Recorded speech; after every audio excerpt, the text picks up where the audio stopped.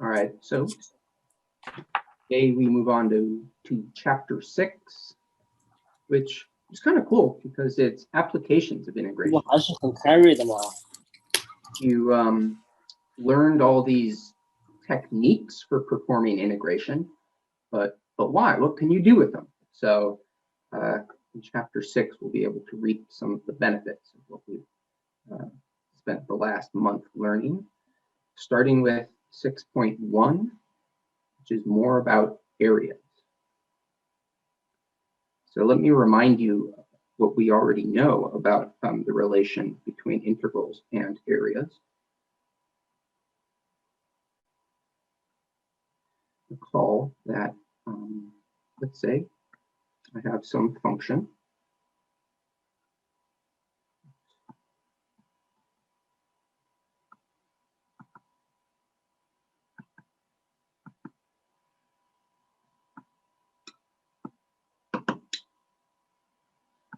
Let's say f. That there's the graph of f, and we have some points. Let's say there's a point A, and there's a point B. Then one of the first things we learned about integrals, about definite integrals, was that they give the area, more generally the signed area. In this case, it's the same as the area. So this yellow area is the definite integral of f.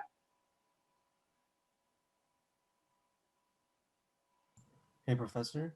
Mm-hmm. Just want to make sure that there's 3 exams and then the final, right? Yeah. Okay, thank you.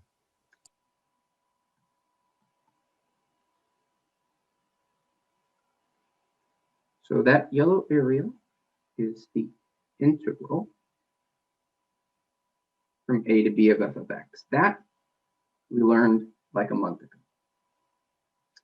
Okay, and let's say there's some other function, like how about, let's call it g. So if that's the graph of g, well, let's choose another color. How about red or magenta?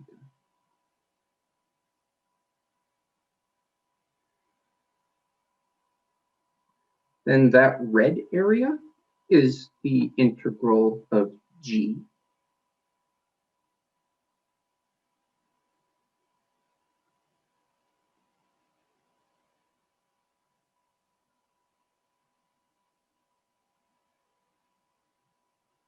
Okay, well, here's what we're going to do today that's new. How about we take the yellow area and subtract off the red area? That will give us this region which it lies above the top function. Sorry, below the function on top, but above the function on the bottom. So it's above g, but below f. Well, that should be the yellow area minus the red area, if you believe in conservation of area. And that's exactly what basically this whole section is about, what I just said. So let me write that down. That is what's new today. So the green area, that will be the yellow area minus the red area.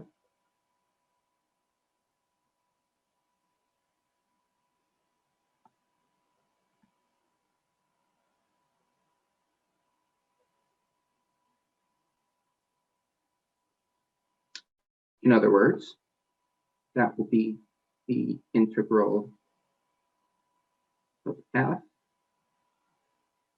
minus the integral of g, or it's a known integral property that we could combine those two integrals into one integral.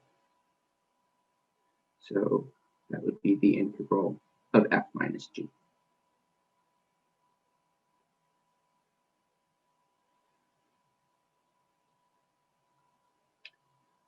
In other words, we just found a formula for the area between two curves, right? Formerly, we were finding the area beneath a curve. Now, you can find the area that's between two curves. This allows us to find areas of more general shapes because we're no longer requiring that the bottom of the region lie on the x-axis. Although, if g is 0, then this reduces to that case. It is sometimes useful to write this as the function on top minus the function on the bottom. So let's just, if I use A for area, we might sometimes write this as, how about y upper of x minus y lower of x. Now, I didn't tell you what y upper and lower were. They are just the same as f and g. I just wanted to use the word upper so that you can remember the function. The first one is supposed to be the one that's on top. And the second function is supposed to be the one that's on the bottom.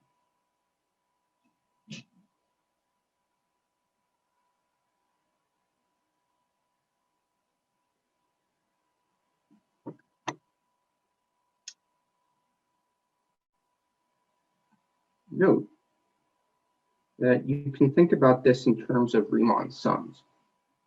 So equivalently,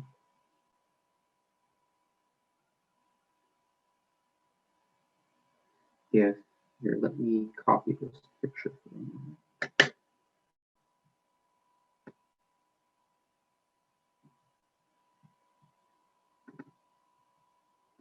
Let's give a name for the green region. Let's call it, well, I was already actually calling it A, so I'll continue to call it A. A is the green region. Equivalent.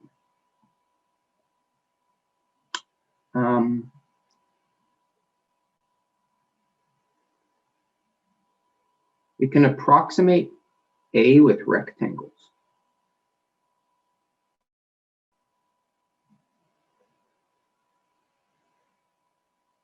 And the reason that this is the case is because that's how we originally defined definite integrals with Riemann sums.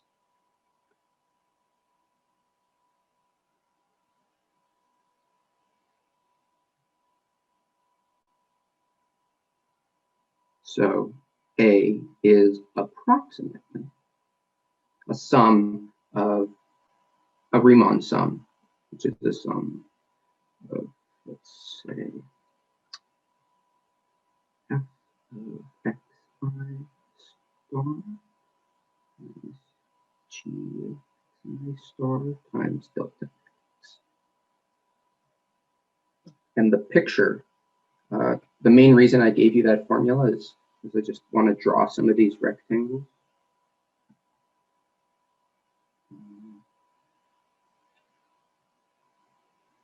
So we split up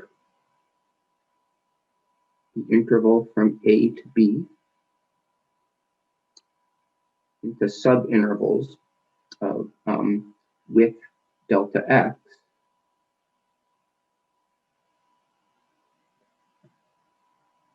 And let's say I choose the sample point to be at the right endpoint for the purpose of drawing this picture. So if I'm using right endpoints, that color is kind of hard to see. Make it black.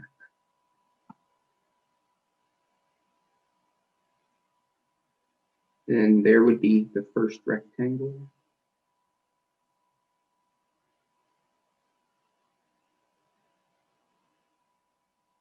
There would be the second one. There would be the third rectangle. There would be the fourth. And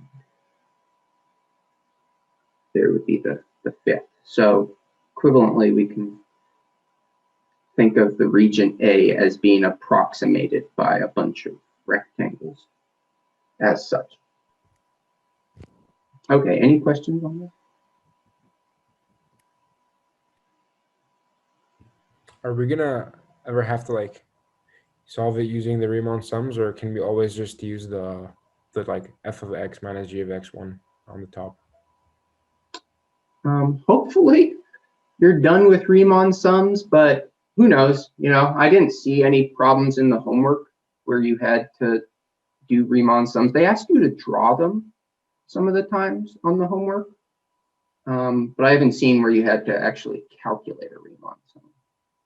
So usually, you know, you learn Riemann sums and then you have to do them, and then you stop using them, at least until, say, you study numerical analysis, which is not in this class. So Thank you. probably not, but who knows? Professor, Mhm. this might just be a review question for me particularly. How many intervals do we have to break up the graph into again? Like, how do we know? It depends. So if someone asks you to draw 4, well, then break it into 4. If someone asks you to just draw some, then, you know, choose a reasonable number that you can draw. Okay, okay. Like, I don't Sounds know, 4 is a nice number, 4 or 5 or 6. Or the problem might specify the number that is desired. all right, great. Thank you. So, let's So find, basically, we're finding the area between two curves. yes. Okay. So now, let's do an example. Let's find the area, call it A.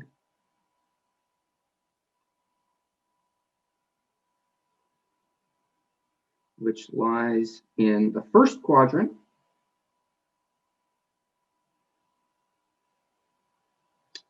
between the graphs of y equals x and y equals x cubed. Now, you can graph this by hand, or you can get assistance. If I want to use OneNote to graph this, let's see.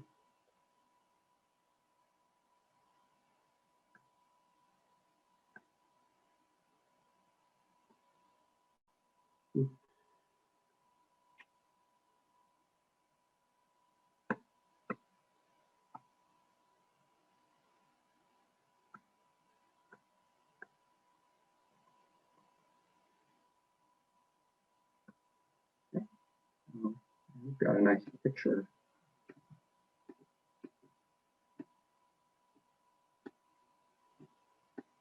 You can see the region that we're talking about here. Let me shade it in right now. So we're talking about this region right here. That's A. Okay, because the quadrants, this is quadrant 1, this is quadrant 2, down here is quadrant 3, and this is quadrant 4. So we're just interested in the part in the upper right. Here's the solution.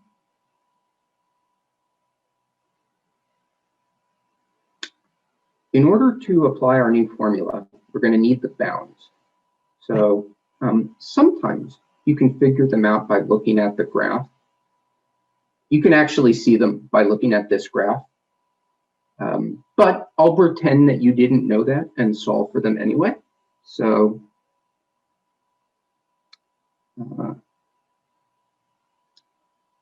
solving y equals x and y equals x cubed, I can set the two y values equal to each other. So x equals x cubed. So x cubed minus x equals 0, i.e. That x times x squared minus 1 equals 0, i.e. x plus 1, x minus 1 equals 0. So the solutions are 0, -1, and +1. The two that correspond to our region, that would be the 0 and also the +1, which is right there. So those are the left and right endpoint, the upper and lower bounds of our integral. Because that's the range of x, the relevant range of x values.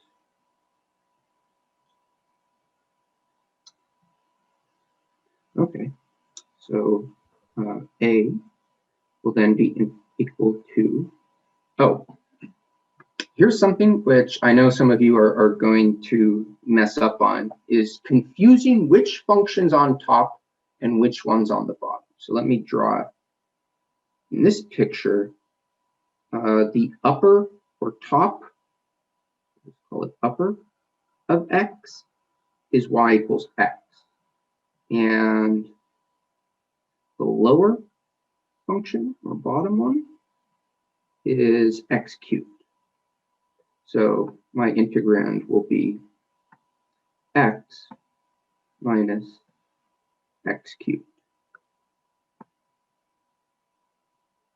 Apparently from 0 to 1. So this is pretty easy integral to evaluate.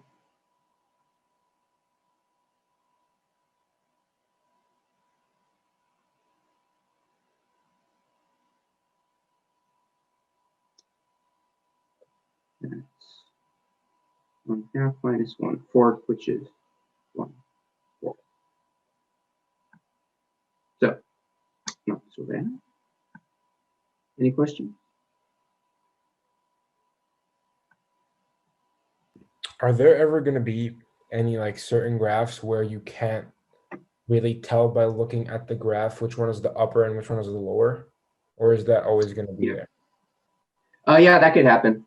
So there might be times where you have to solve it by hand. Although a lot of times software can do it for you too. But yeah, it's good to know how to do it by hand. Okay. Would that happen in a case where you had like sine and cosine or something? There are problems involving sine and cosine where like you should do them by hand, but software can also do it. The tricky part is sometimes software might give you a decimal, depending on the software you use. I think some software is pretty good now in that it will tell you if there's an exact answer, but I wouldn't count on that. If you have to solve for intersections of trig functions, you might have to actually know some of the values of the trig function. I know, God forbid, get out the old unit circle if that's the case. Okay, here's another example. Yeah. So for in the one that we just did, is the purple curve the upper because it's the upper function of the part that we're looking at? So like if we were looking at the third quadrant, then would the red curve be our upper? Yes. Good, exactly. Okay, thank you. All right, so inspired by the recent mission to Mars, I made a Mars problem because here, check this out actually. If you NASA posted a link where you can actually like look up where the Mars lander is right now. So I went to their site And if it loads, why is it not loading? Ah, yeah. So this tells you right where Perseverance is right now. So I zoomed in on the map. So there's where the lander is. And the lander has a whole bunch of sensors, a bunch of scientific instruments on it. It's collecting soil samples, climate samples, got a bunch of cameras. And so I thought we should try and figure out the area of this crater right here. So I took a snapshot of it and made a problem out of it. So that's what we're going to do, is find the area of this crater.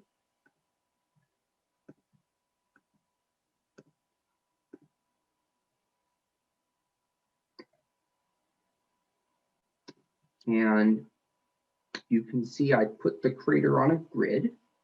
We want to approximate the area of the crater using this grid that has equally spaced grid lines that represent 0.2 kilometers. So in other words, this right here, delta x, the width between any two of these is 0.2. We want to find the area of this crater, and I provided measurements of the distance from the top to the bottom. You could imagine, say, that the top of this crater is some function, and the bottom of it is like some other function. And I have already provided you measurements that go from the top to the bottom at the midpoints of each of these 4 subintervals.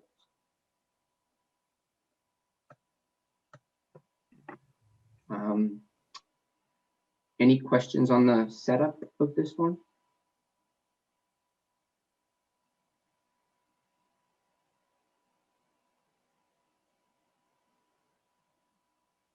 Well, okay, so to approximate this area, let's just add up these 4 rectangles. I guess the first one will be this one. And the second one, remember I said I'm using midpoints, which is kind of arbitrary, but that's just how I set it up. Third one will be this one. And fourth one will be this one. So let's add up those 4 rectangles. And I will get, let's see, the first one is 0.8 times 0.2. Second one is 0.9 times 0.2. Third one is 0.7 times 0.2. Fourth one is 0.5 times 0.2. So we get 0.58, sorry, kilometers squared. I realized when it was already too late that I probably should have chosen numbers so that the area came out to be 51. Oh my God, that's such a good joke. Wow. Thank you. Would have been, except when I came up with that, earth-shattering idea, I didn't have time to change it. So you can just pretend that. You can make another problem, Professor. Yeah, we For found next time. On Monday. area 51. Okay, so Didn't know yeah, it was a joke until she said nice joke. Sorry.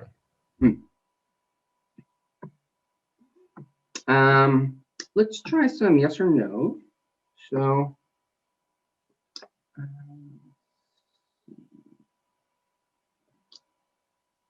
draw a picture.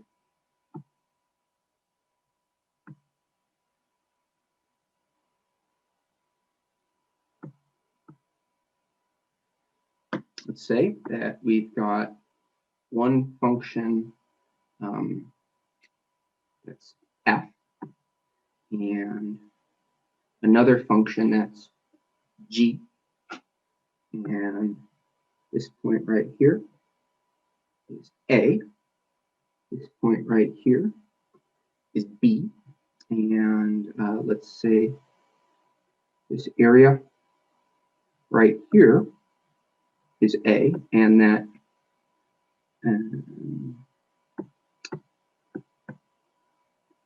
this area right here is area b. Okay, so I've got a couple of yes or no questions here. First one.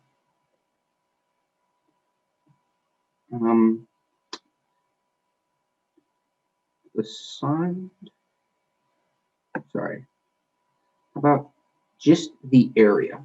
So I'm not using the word signed, I'm just saying area. The area between f and g is a plus b. Yes or no?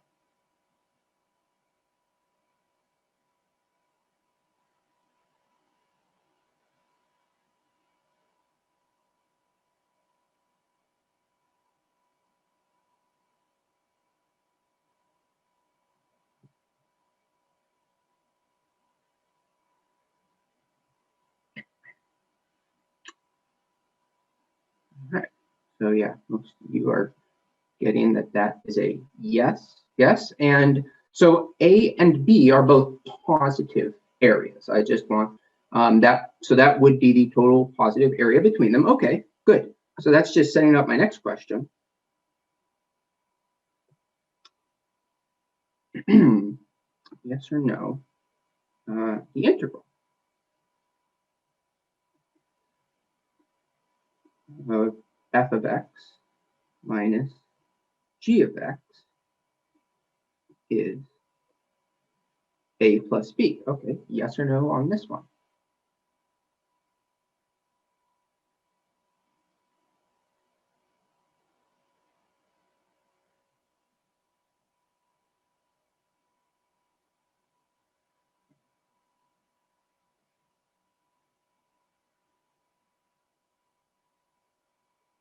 And if it helps, I can specify what this point right here is. Let's call that C.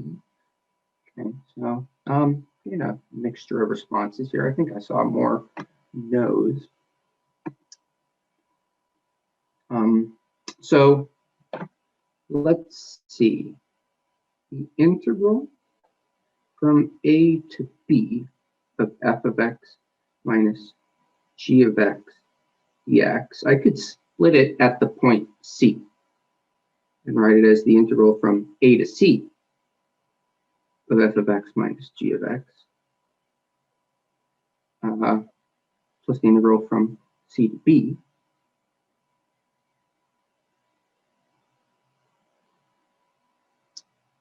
Except from c to b, function on top is no longer f. Now it's g. So if I continue to manipulate this, I'll leave the first term alone. But now I'm going to put a minus sign in front of the second and flip the integrand. So minus a to b of g of x minus f of x. Now this second integral is function on top minus function on the bottom. So now this first term is exactly a. The second term without the minus sign is b. So this whole thing is a minus b, which means the answer was no. Not a plus b, that was a minus b.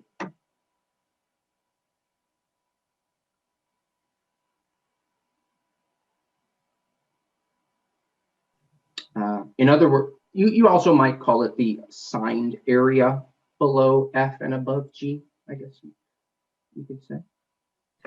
Any questions? Yeah, shouldn't that be like A to C and C to B. Oh, thank you. Yeah, that should be a C right there. Sorry.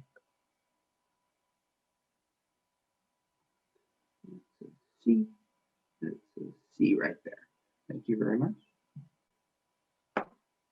Wait, hold on. Why are we subtracting them? Why are we doing this? Subtracting it right here? Yeah. Well, I flipped the integrand. It used to be F minus G. Oh. And why did we do that? So that you could see that it was B, the area, because it's the function on top minus function on the bottom. Oh, right. And in that specific instant, G is above F. Mm-hmm. Okay. Exactly.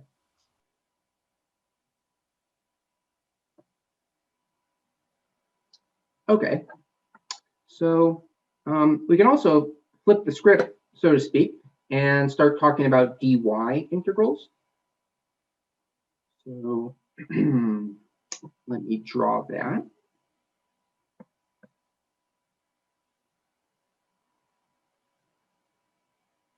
Let's say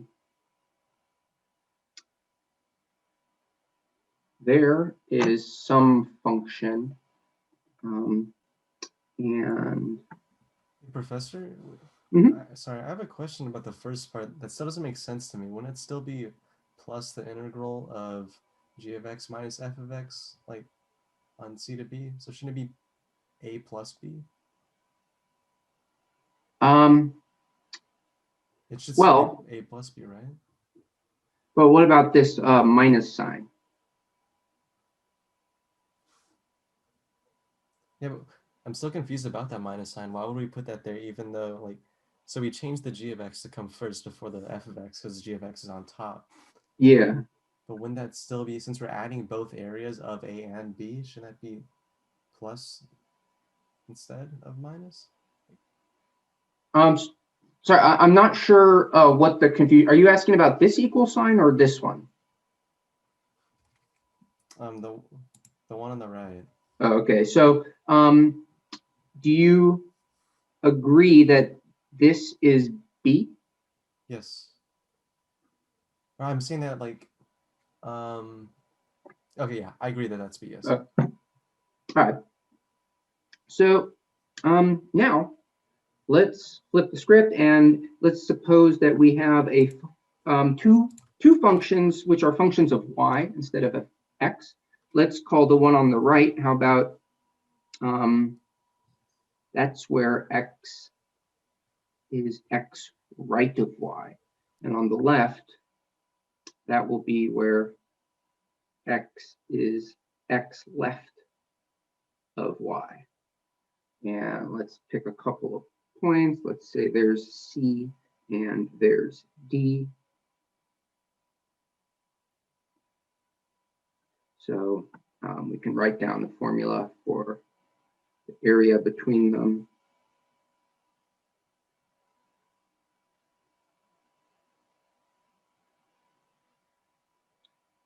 How about I call it A. So our second formula of the day is that A is equal to the integral from, let's see, it goes from C to D of the function on the right minus the function on the left.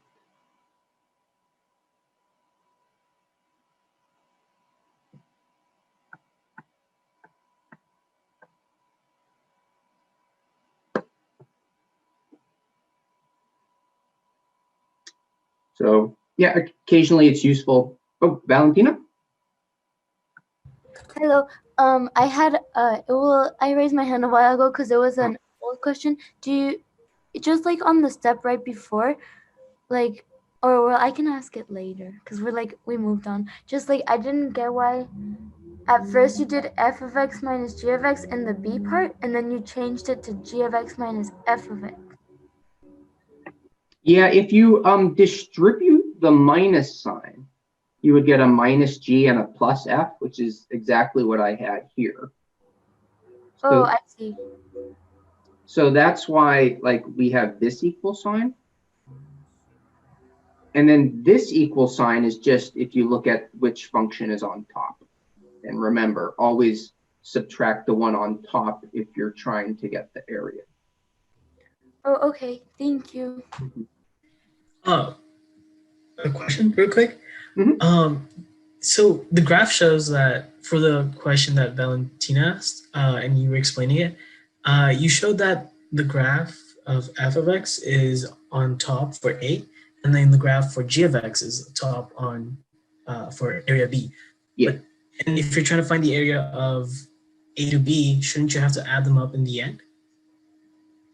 Because the problem still works out. If you were to aim. Yeah. So notice I didn't find the area. So that's a good question, actually. I challenge you. I guess I don't have time to do it right now. Find an expression for what the area A plus B should be. See if you can come up with that. What I found here is not exactly that. It's, in fact, what I found here is probably going to be negative, judging by the fact that B looks like it has more area than A. Okay, thank you.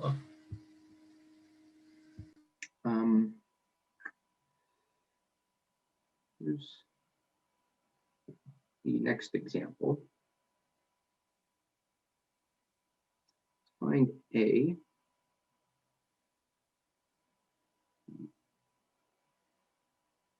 Area bounded by x equals y squared minus 3 and y equals 1/2 x.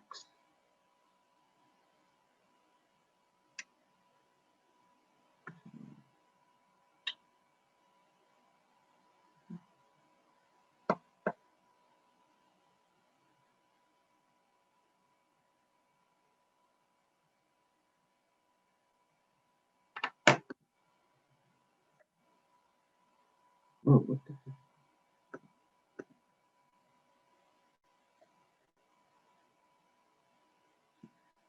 So x equals y squared minus 3. And if y is 1/2 x, I just want my computer to give me a nice picture here. There we go. Okay, so there's the graph of these two curves. You can see the region that we're interested in. It's right there.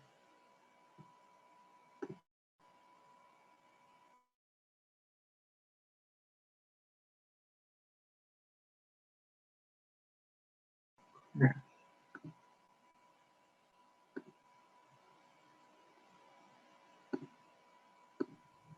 Yeah, Professor. can't see. Yeah. Oh, I was just gonna say we couldn't see the screen.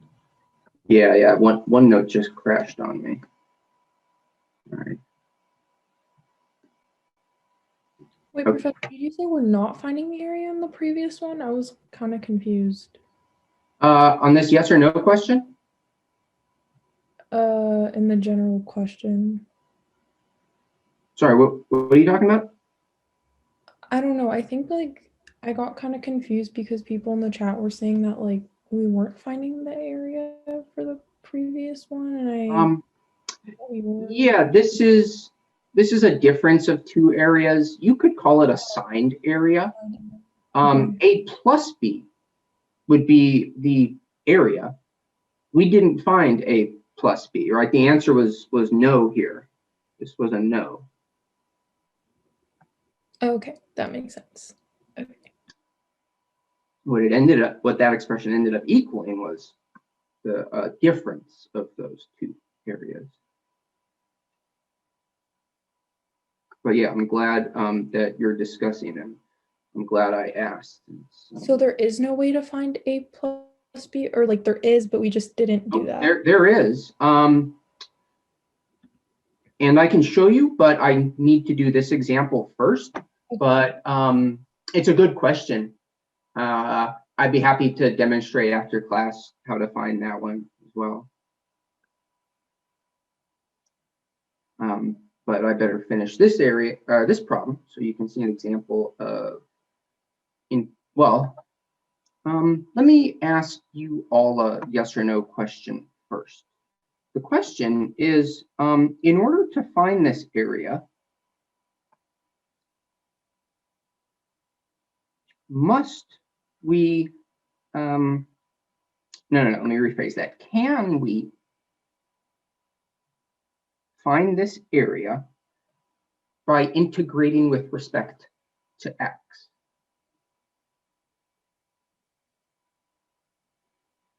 And let me shade it in. So this is the region that we're interested in. Is it possible to find this by integrating with respect to x? Or you might sometimes call that a dx integral. Yes or no, folks?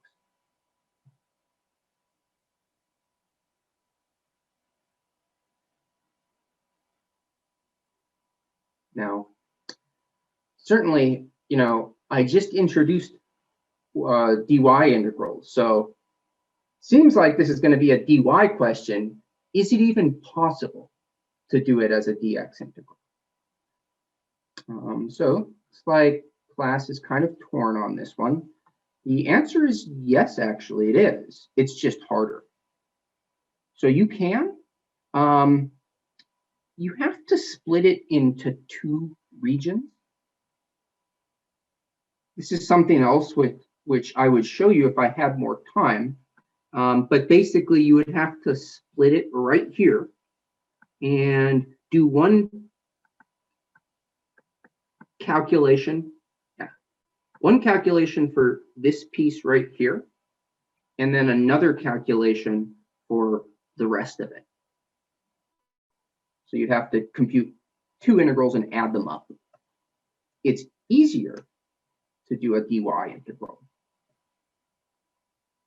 So that's why I'm going to do a dy integral. How do you know where to split up the integral if say you chose to integrate with respect to x? I looked at what my function on the bottom was, and this is the function on where it intersects? Yeah, so the function on the bottom changes at that point from a line to part of a parabola. So it has a different equation. But if I instead consider this to be the function on the right, and this to be the function on the left, there's only one function on the right and only one function on the left. On the left, it's y squared minus 3. On the right, let's see. If y is 1/2 x, that means x is 2y. So x right is 2y. So let's see, I guess I better find where they intersect.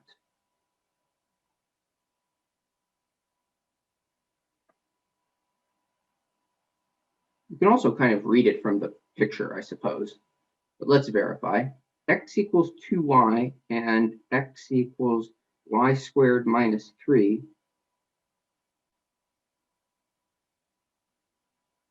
Intersect when y squared minus 3 equals 2y, i.e. y squared minus 2y minus 3 equals 0, i.e.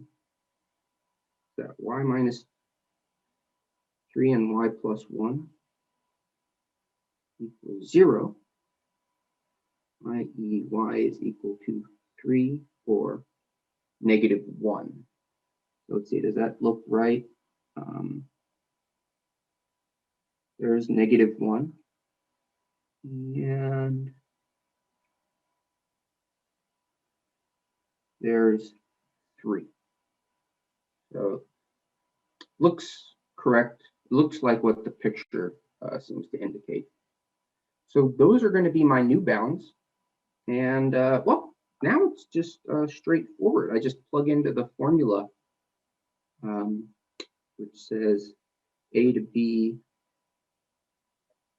x right of y minus x left of y. So that will be negative, sorry, not, I use C and D. Let me call it C and D. C to D. So -1 to 3 of, let's see, x right is 2y, x left is y squared minus 3.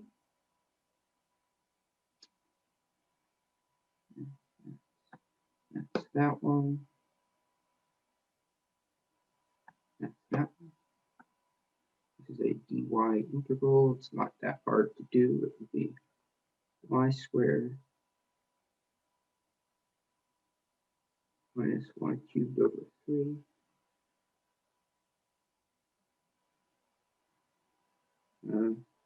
What's that? Plus 3y. Evaluated from -1 to 3. And I don't think I'm going to show the calculations. You can plug in 3 and -1 if you want. I'll just tell you that it comes out to be 32 over 3.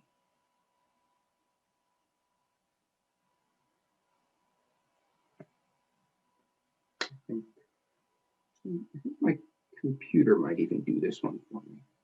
Oh, yeah. 32 over 3. How about that? Professor, what happens when like it's an irreducible factor? So if it's truly irreducible, then there's no solution and you probably made a mistake. On the other hand, if you just can't factor it by hand, it might mean that you need to use the quadratic formula. In that case, would that mean that you're not actually finding the exact area? If you keep the answer exact, then you are. If you use a calculator and get a decimal, then it might not be exactly at the area. Yeah, that's a good question. In fact, oh yeah, I see we're out of time. So I had a couple additional questions, which I guess I don't have time to do, but I was going to ask you, I was going to challenge you to try doing this with respect to x.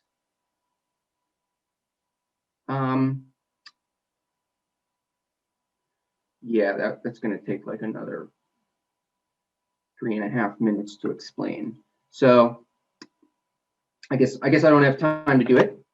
I'd be happy to do it if anyone wants to see it, but for everyone else, it's Friday, made it to the end of week 7. Have a nice weekend. Nice day out there. If you're in San Diego, probably not if you're not. So, and I'll see everyone on Monday.